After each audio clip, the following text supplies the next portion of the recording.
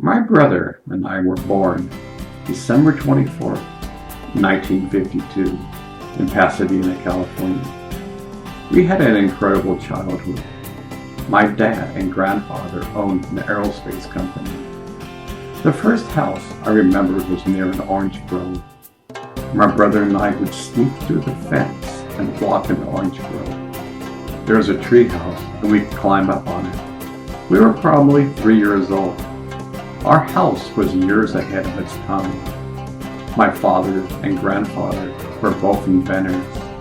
They developed a house where you could walk in the house, clap your hands, and the lights would come on. The outlets weren't on the walls, but hidden in the carpets. We had sensors that when it rained, the windows would close.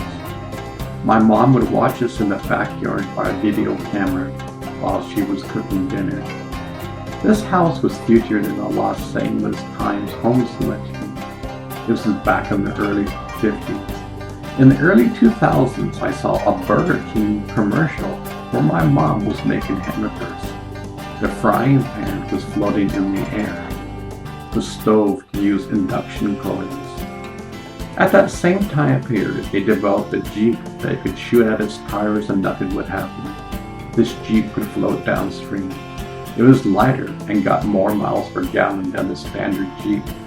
They tried to get the United States government to buy the Jeeps, but after several years of losing bids, they saw the handwriting on the wall. If you don't have inside connections with the government, you could have a futuristic Jeep and nobody would care. During this time, they came up with a way to make houses that would cost 1/10 of the present day house. It was all modular. They could put up a complete house in a week. The trade union was strongly opposed to this.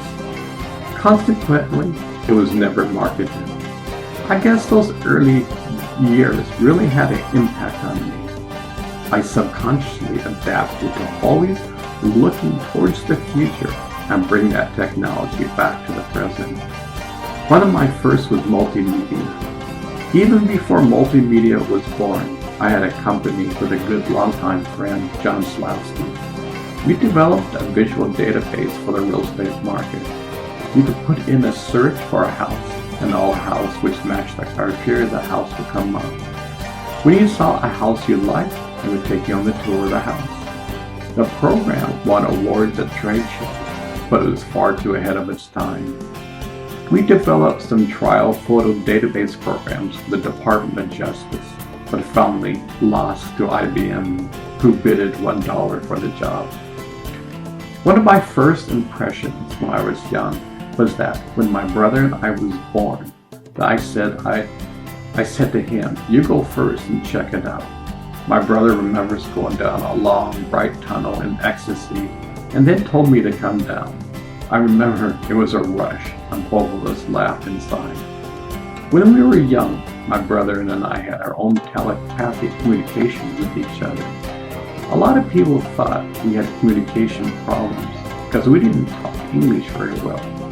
I remember our state of communication was nonverbal, but with thoughts, pictures, emotions, and experience. It was like if you wanted to know about an apple and you never seen one. Talking was one way to explain about an apple. Another way was to graphically send the experience of an apple. I remember hearing stories about tribes in the South Sea Islands who would communicate with their loved ones telepathically. Today, we use telephones. Our sense of communication is more physical. It's kind of funny that people think it is mystical when it's probably very natural. We have simply not used this communication, so we forget we ever had this ability. So now, we scope at the idea that men can communicate in ways that we don't imagine.